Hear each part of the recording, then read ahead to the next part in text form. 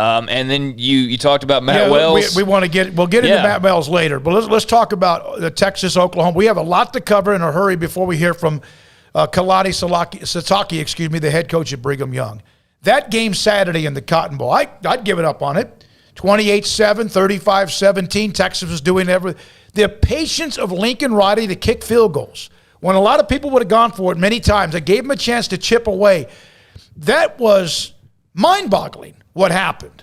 What would have been a kind of a statement win for Texas turned into Oklahoma Magic, Sooner Magic, as they say. Second largest comeback.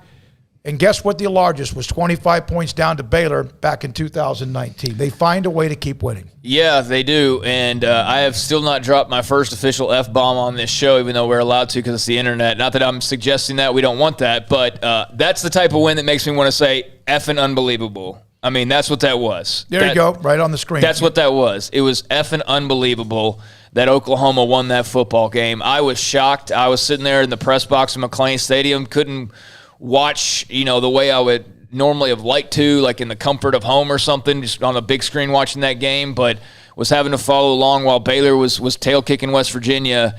And I thought it was over early. I mean, I turned to Paul and I was like, Texas is up 21 now. Yeah. And I'm like, it's over. And I was like, and what did I say? I was just like, oh, well. I mean, the basic vibe that you kind of got from Oklahoma that, Craig, you've talked about was like, there's just something with this team, and they're messing around too much, and a team like Texas was going to get them.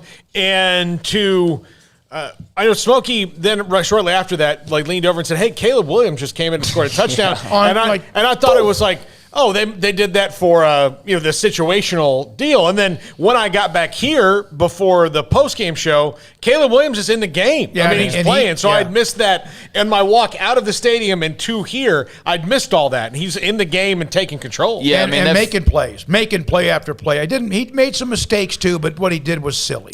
Yeah, I mean, that fourth down run, that really sparked them. That was an unbelievable job by him. If you go back and watch that replay, I mean, there's 3 or 4 Texas defenders that could have potentially gotten a hand on him, and he just was evasive enough to get through and get enough yardage for the first down. And once he did that, and that was a huge first down that they had to have at that point, but to break through that line and then realize, oh, wait, I've got the entire field to run.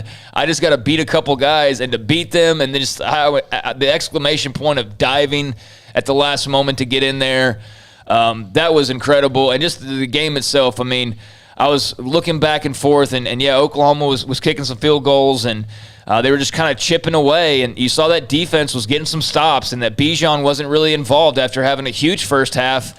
He wasn't really much of a huge factor in the second half, and so he had a big long run early, and it looked like that was just going to be the same thing. And then after that, he just had nothing. And got away from him. They had the lead the whole time. Yeah, and so he had he did his thing in the first half, but Oklahoma's defense, like I said, just chipped away, and Caleb Williams gave him that spark. I mean, Spencer Rattler sucked. He did. He's been benched 2 years in a row in their biggest game of the year. That's unacceptable. That's not take away his 5th star.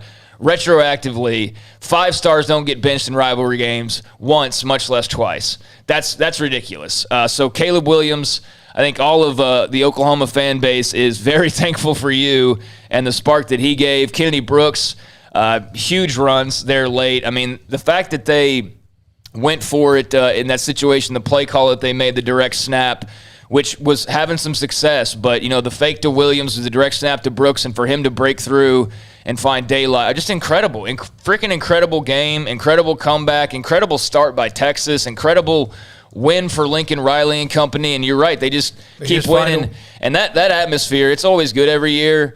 But especially with where they scored, when they scored, and to have the Oklahoma fans in that one section as Brooks is running, that was unbelievable. That pop that the crowd had, just an incredible game. Player of the week offensively, Kennedy Brooks. We saw him in high school at Mansfield. Remember he opted out last year. He wore them down. The Wildcat play, the direct snap, twice scored. The one that was ballsy with 10 seconds left. If he stumbles or gets caught inside the 5-yard line, game's over. Well, I mean, they go into overtime. They had a timeout. They call timeout. But if the run was 1 second left when he scored, though, if he stumbles or whatever, maybe you do. It would have been interesting.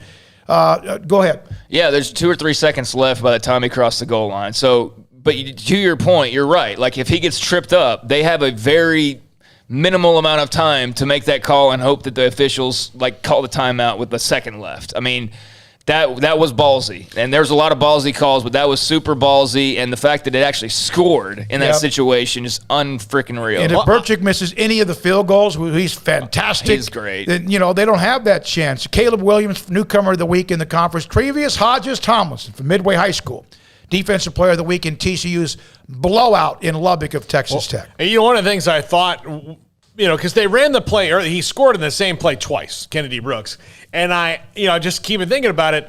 I thought at first, they're just running it because this is probably the best percentage play to get a couple yards closer for the kicker and get on the hash mark where he wants to be. And then he just kept going. But then going back and thinking about it, I'm not so sure that Lincoln Riley didn't go, I think we can score right here because we just did it. And it's not like Pete Kwiatkowski had a lot of time to go ahead and say, hey, here's what you guys did wrong on this.